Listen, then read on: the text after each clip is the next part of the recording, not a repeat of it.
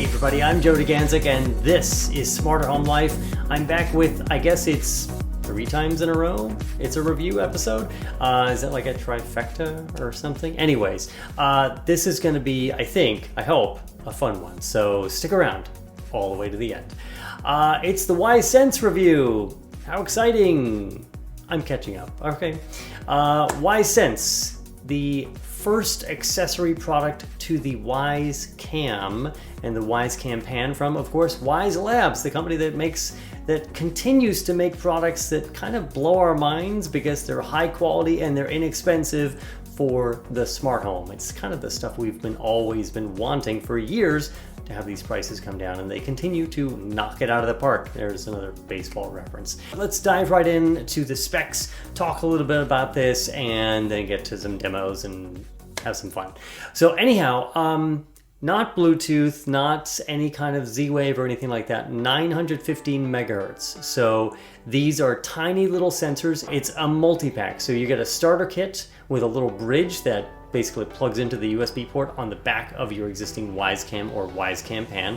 You need one of those, a whopping 20 or 30 bucks, so that you can use these accessories. They don't work by themselves. Then you've got a motion sensor, and you've got 2 contact sensors, basically door and window sensors, with some adhesive backing, and that's it, 20 bucks. You only need one bridge to support a whopping 100 of these guys in a US home. A typical US home should have enough.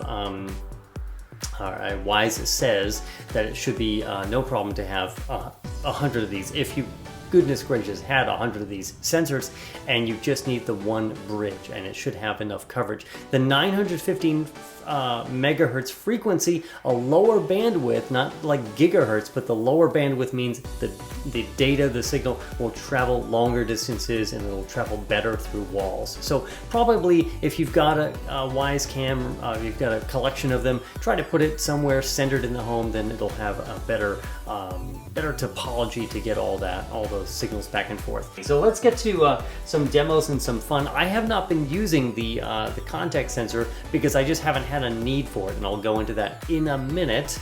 But let's go and set it up.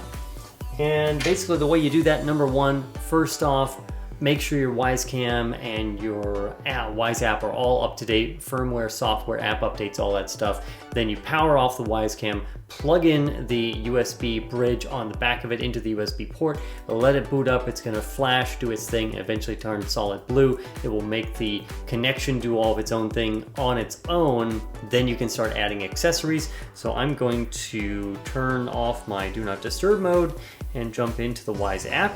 And then basically, and I'm doing this on an iPod Touch because I'm shooting this on my actual iPhone. And we're gonna just barely touch this guy. There we go. And I'm gonna do the top menu, the hamburger menu, 3 dots, or it's 3 dots horizontally, and add a product. And I'm gonna say Wyze Contact Sensor. I'll get a message, or actually it's gonna say which camera do you want to add this to. I'll say main space. Ready to go. You're going to insert the little key into the little hole for a couple seconds until you get 3 flashes of the LED light. 1, 2, 3, and then we'll wait for another couple seconds for the audio confirmation. Connection is successful. There we go, and we get the notification, and it's there. And I'm going to put that back over there, and I'm going to just say, this is going to say testing fun. There we go, and finish setup, and there it is. And it says it's closed because of course the magnet has to be in close proximity of the device for it to be closed. And so it was opened, so we can say open, close, open, close, open, close. How fast does it respond? Okay, not that fast, but within a second or two, and that's fine, completely fine. And I'm gonna just go ahead and leave these. You can go in to the individual devices. You can say whether you want notifications or not. It's gonna give you the whole list of things. You can go into the settings and get all of the information. The other thing that you can do with each of these accessories, depending on which camera that you have it set up with, actually it doesn't matter which camera is set up, but you can go in and say, for which camera that you might want to record a video. So if you have a camera pointed at where this sensor is, you can have the camera take a video clip when it detects something or when the state changes. And that's definitely applicable with the motion sensor, which, have you found it in the video frame yet? Yeah, it's right there. It's tiny. Let's talk about the motion sensor. 120-degree field of view and 26-foot range. Now, again, it's a motion sensor. It's detecting basically heat signatures, you and your pets. It's not going to detect false positives such as ceiling fans, trees blowing through, that are being seen through a window. So it'll avoid those things that cameras normally have problems with. Now, of course, Wyze just introduced a feature like 2 weeks ago, person detection on the cameras. The second generation of the Wyze Cam and the the only generation of the Wyze Cam Pan can now be upgraded so that it will actually detect people instead of just detecting random motion. And that's fantastic. They came out with that after they came out with Sense, but we'll go there. And now you can see actually when you go to the Events tab, you get a little person icon if you have it set up. And I highly encourage you to do so. It doesn't send anything to the cloud. It processes that on device. So if you only have the camera, yes, you do have the ability to kind of filter out unwanted motion events, false positives. That's partially why I got these sensors in the first place. But let's check the actual specs on this in terms of, does it really detect way, way, way out there? So I'm going to walk all the way over here and all the way through the tiny home. Hello, other secondary cameras. And I'm just going to pause and wait for the motion to clear.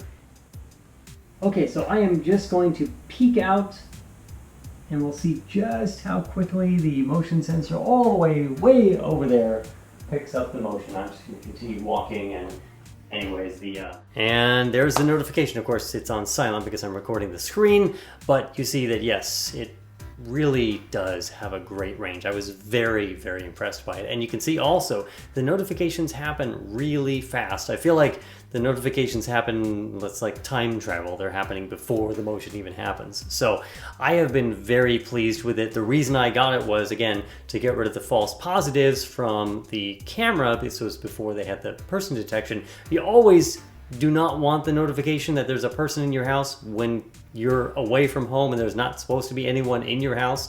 Luckily, that has not happened to me, and I'm very thankful for that. But I get false positives, or I was, because my randomized lighting sequence that happens when I'm not at home and it's at night, just to make the place lived in, the camera is interpreting that video signal and saying, oh, there's movement because lights are changing, when really there's no movement at all. And it just made me ignore those alerts, and you really want the actual alerts. Now, it means that you can do all kinds of things, right? You could already trigger off of the cameras. You could trigger IFTTT, that service that kind of glues the internet and the IoT together with all the different smart home services and other things, or connect it, through IFTTT to smart things or hubs or apps or things like that. And of course, you've got the sensors don't really do anything yet with Alexa and Google Assistant. But, coming down the road, of course, there will be functionality for that, and the cameras do work with both of those platforms. One of the other big questions, of course, connecting things and smart home and security and sensors, a big question that I get that I did cover in a video last year, so I won't redo the whole thing here, is should I get a regular security system, or should I just get some of this stuff? Or should I add on a little bit to my smart home system, or vice versa? Well, if you buy the security system from the big name companies, you'll get the central monitoring. You can even get that with some of the other ones like Nest, because they put the whole thing together. They kind of certify it and say it's going to be fine and no false alerts and whatnot. If you put your own system together, you generally don't get central monitoring. You have to do the monitoring yourself, and you have to guarantee the power backup and reliability and communications and all the things, and you've got multiple vendors to contact if one or various things go wrong. So you have to weigh your options, but there are a myriad of choices. And there's also a myriad of choices for, well, if you're gone, then what happens? Does it simply send you an alert? Does something else happen? Well, here I've got this guy. This covers this basically large room and a little bit of the other side of the house, and then one more sensor that you might have seen from those other guys, a little more expensive in the titles months ago on the show, and that covers the rest of it. So, but again, what happens when the system's armed? Well, to arm the system, of course, my single button remote control, one button does the whole thing. We'll press that and, well, see what happens.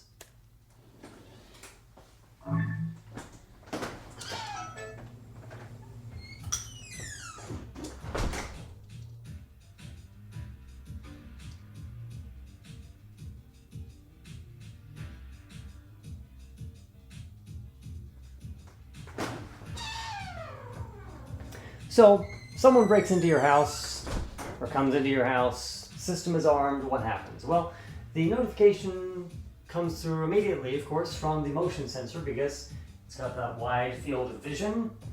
And a 30-second countdown, a silent countdown begins, and now we wait.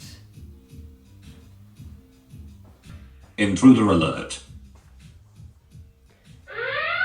You really don't want to be seeing this and hearing this across the entire home powered by Google Home speakers if you're breaking into the place. Yeah, it's a good deterrent for someone to just get the hell out. And everything syncs up and it looks great. But if you're at home and you want to just turn the whole thing off, there's no way to do it other than kind of the classic way. Computer, stand down, red alert. Acknowledged. Well, thank goodness for that. Trek lovers everywhere, you're welcome.